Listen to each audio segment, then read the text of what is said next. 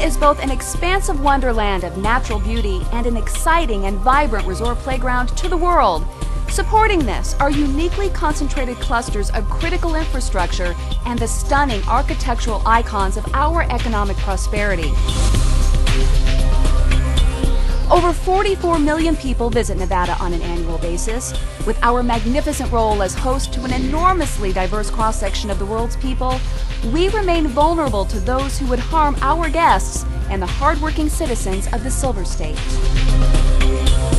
Each of us has an obligation to safeguard our community and our livelihood by improving awareness of our surroundings and more effectively using our common sense to say something when we see something that just doesn't seem right.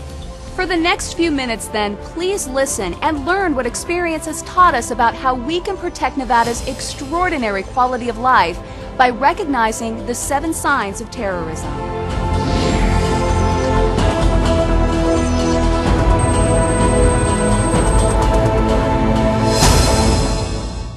Hello, I'm Doug Gillespie, and I have the privilege of serving as Sheriff of Clark County. I know that every one of us was affected by the tragic events of September 11th, 2001, when terrorists attacked on American soil. The reality and images of that day will live forever as a reminder that on any given day, thousands of people in the world are plotting, scheming, planning, and waiting to execute another attack. We know that terrorists seek targets to achieve mass casualties, spectacular images, economic impact, and damage to that which has symbolic value to America.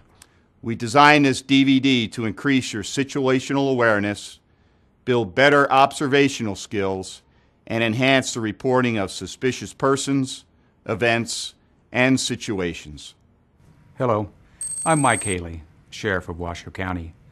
In the next few minutes, we will describe the 7 signs of terrorism, the functional steps, behavioral attributes that those who wish to harm us will most likely exhibit in order to pull off a mission. Experience has taught us that if one or more of these steps are disrupted, it is possible that a destructive mission can be stopped. These 7 signs are surveillance, information gathering, testing security or probing, planning, acquiring supplies and funding, suspicious behavior, rehearsal or practice runs, and getting into position.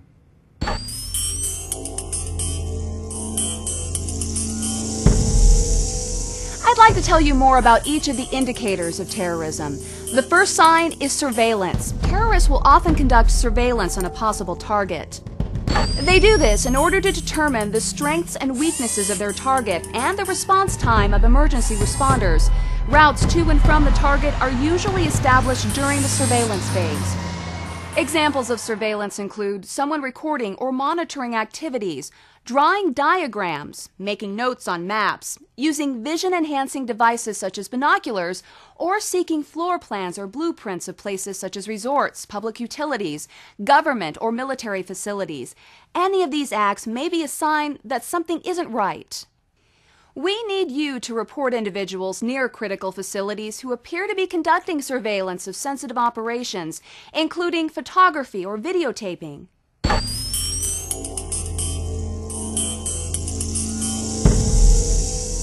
The second sign is information gathering. This is when someone attempts to gain information about an important place, operation, or workers. An important place might be a power or water plant, a resort, school, stadium, or shopping mall. Terrorists may ask what the building is used for, question building operations or deliveries, and seek out other information. That alone, or taken together with other facts, might reveal security strengths or weaknesses. Such attempts to obtain this information may be made by fax, mail, email, phone, or in person. They may also attempt to place key people in sensitive work locations to gain intelligence. Seemingly innocent medical emergencies can mask efforts by terrorists to evaluate the fire and emergency medical service capabilities and response times. An unusual series of questions about capabilities and procedures when rendering aid to victims of a medical emergency can be an information-gathering act. Truckers hauling freight should be wary of unusual questions about what they are carrying and their intended destinations. Terrorists may be seeking inconspicuous ways to smuggle explosives or other toxic materials into areas otherwise out of reach. We all have good instincts, and if we listen to those instincts, they just might make the difference for discerning those people who are testing the waters, testing our security. It may be simple human curiosity, or it could be something more sinister, but we should listen to our instincts when it simply doesn't feel right.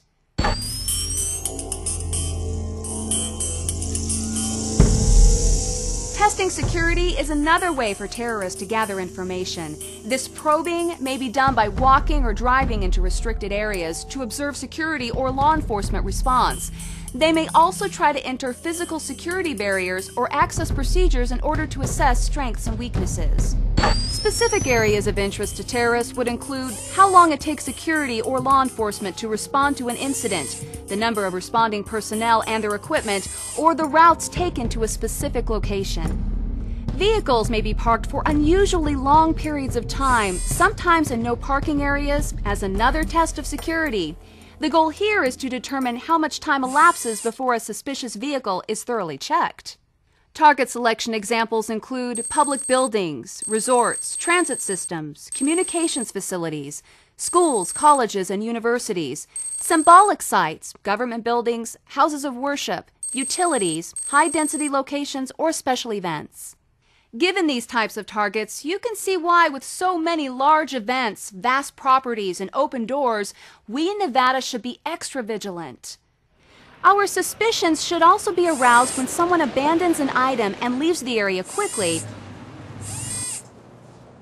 or when someone is wearing a specific uniform but does not appear to be involved in related activities.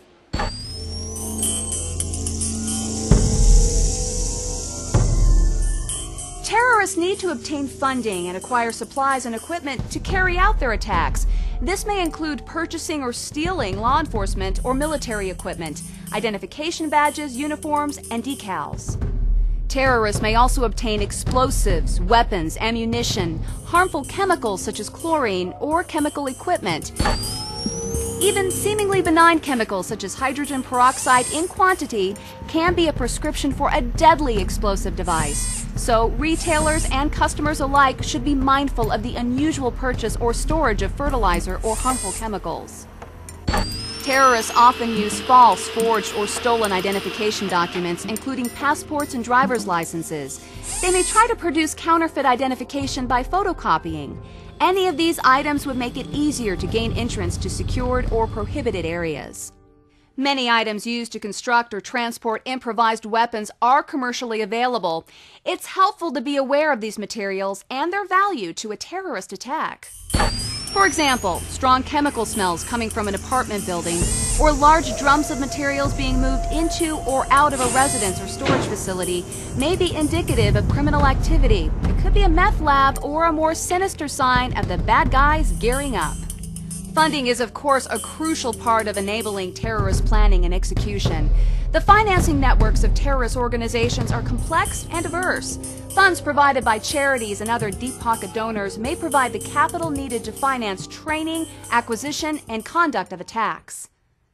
We have learned that criminal activities such as kidnapping for ransom, narcotics trafficking, robbery, theft, extortion, smuggling, and counterfeiting of both goods and currency are important methods by which terrorists can finance their plans.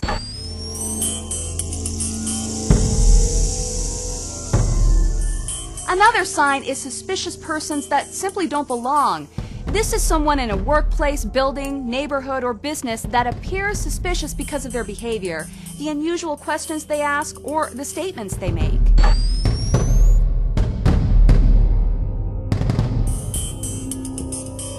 Before carrying out the final operation or plan, terrorists typically conduct a practice run, essentially a rehearsal of their operation. A practice run consists of putting people into position and moving them around according to the plan without actually committing the terrorist act. Team members will practice various aspects of their attack plan.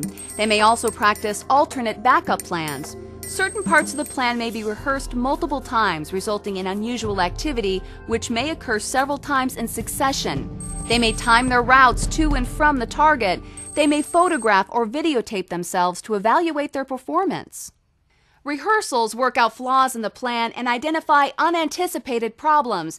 This is especially true when planning a kidnapping, but it can also pertain to bombings. A practice run may be the heart of the planning stage of a terrorist act. If you find someone monitoring public safety radio frequencies and recording emergency response times, you may be observing a practice run. Multiple practice runs may be conducted at or near the target to gain intelligence. However, it is important to note these practice runs can happen anywhere, and often rural locations are used in order to minimize public attention to the developing plan. It's important to understand that practice runs verify the terrorist concept and plan. They test the reaction of the emergency responders. All potential attackers are likely to participate in a rehearsal, whereas just one person can conduct casing or information gathering tasks. Either a weapon or its substitute may be present in the rehearsal.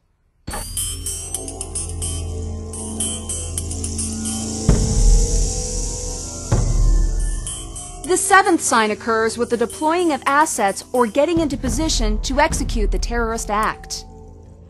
Deploying assets is simply preparing and placing people, equipment, and supplies at or near the target. If you see this type of suspicious activity, this may be the last opportunity you have to report it to law enforcement before the worst happens.